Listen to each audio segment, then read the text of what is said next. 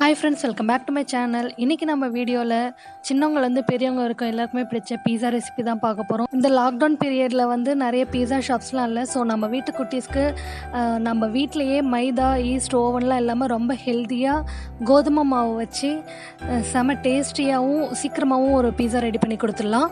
வீடியோக்குள்ளே போகிறதுக்கு முன்னாடி நீங்கள் என்னோடய சேனலை சப்ஸ்கிரைப் பண்ணலைன்னா இப்போவே சப்ஸ்கிரைப் பண்ணிவிடுங்க. கூடவே பெல் ஐக்கானே கிளிக் பண்ணிவிடுங்க.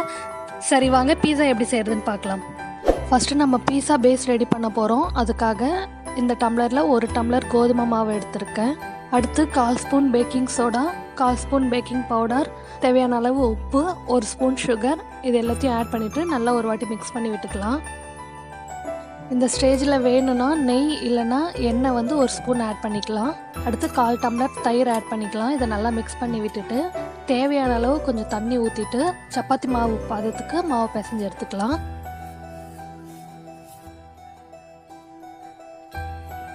இப்போது இந்த மாவு மேலே ஆயில் இல்லைனா கீ அப்ளை பண்ணிவிட்டு ஒரு 1/2 அன் ஹவர் இது அப்படியே ஊறட்டும். நம்ம தட்டு போட்டு மூடி வச்சிடலாம். அதுக்குள்ளே நம்மளுக்கு தேவையான red and white sauce ready பண்ணிக்கலாம். ஃபஸ்ட்டு ரெட் சாஸ் ரெடி பண்ணுறதுக்கு ஒரு 3 ஸ்பூன் போல் டொமேட்டோ சாஸ் எடுத்திருக்கேன் ஒரு பவுலில்.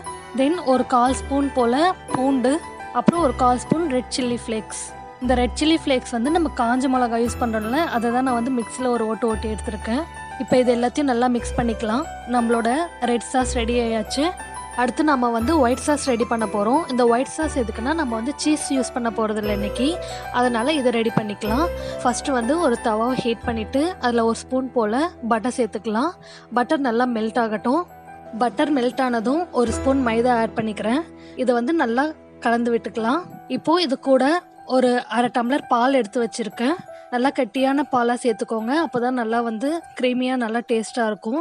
கொஞ்சம் கொஞ்சமாக இந்த பால் ஆட் பண்ணி கட்டி எதுவும் இல்லாமல் நம்ம வந்து இந்த மாதிரி விஸ்க் வச்சு நல்லா கலந்து விட்டுக்கலாம். இப்போது இதில் 1/4 ஸ்பூன் பூண்டு சேர்த்துக்கலாம்.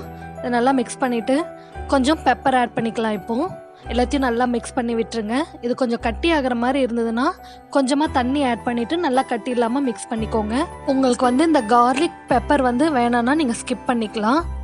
ஃபைனலாக கொஞ்சம் உப்பு சேர்த்துக்கலாம். எல்லாத்தையும் நல்லா மிக்ஸ் பண்ணி விட்டுடலாம். இது இந்த அளவுக்கு கொஞ்சம் கெட்டியானா போதும். இதை ஆஃப் பண்ணிவிட்டு இப்போ வேறு பவுலில் ட்ரான்ஸ்ஃபர் பண்ணிக்கலாம். இப்போ 1/2 அன் ஹவர் ஆகிடுச்சு. மாவு வந்து நல்லா கொஞ்சம் இப்போ சாஃப்டாக இருக்குது. இதை ஒரு வாட்டி நல்லா பிசைஞ்சிட்டு சப்பாத்தி மாதிரி தேய்க்க ஸ்டார்ட் பண்ணிடலாம். இப்போ கொஞ்சமாக கோதுமை மாவு சேர்த்துட்டு இதை வந்து தேய்க்க ஆரம்பிச்சிடலாம். இது ரொம்ப தின்னாக தேய்க்கக்கூடாது.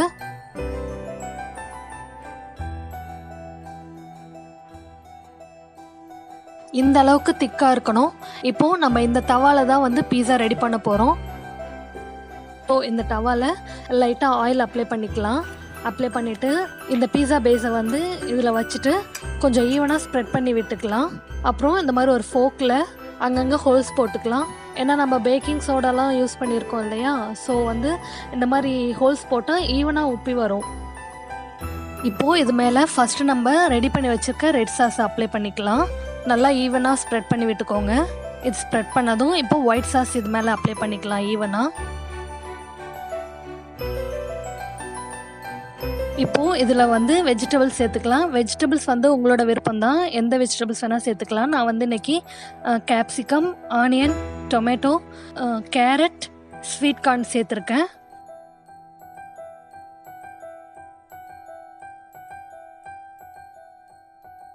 இப்போது இந்த வெஜிடபிள்ஸ் மேலே நம்ம ஆல்ரெடி ப்ரிப்பேர் பண்ணி வச்சுருந்த ஒயிட் சாஸை கொஞ்சம் சேர்த்துக்கலாம்.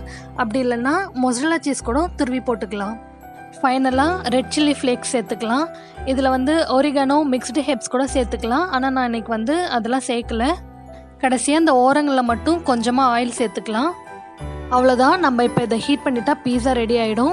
அதுக்கு நான் ஸ்டவ் மேலே தோசைக்கல் வச்சுருக்கேன். அது மேலே தான் இந்த தவா வைக்க போகிறேன். நீங்கள் டைரெக்டாக ஃப்ளேமில் வைக்கிறதுனாலும் வச்சுக்கலாம். பட் நீங்கள் எந்த பாத்திரம் வந்து யூஸ் பண்ணுறீங்களோ அது நல்லா அந்த பாத்திரத்தோட அடி வந்து நல்லா கனமாக இருக்கணும். இப்போ இதை மூடி போட்டுட்டு சிம்மில் வச்சிடலாம். 10 நிமிஷத்துக்குள்ளேயே இது வந்து குக் ஆகிடும்.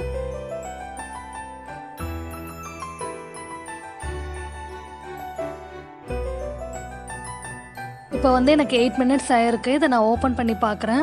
இந்த மாதிரி ஒரு ஃபோக் வச்சு இந்த சைடில் வந்து குத்தி பார்த்தோன்னா அந்த மாவு வந்து ஒட்டாமல் இருக்கணும். நல்லா ஒட்டாமல் இருக்குது. ஸோ பீஸா வந்து ரெடி ஆயிடுச்சு. இப்போ நம்ம இதை எடுத்துடலாம்.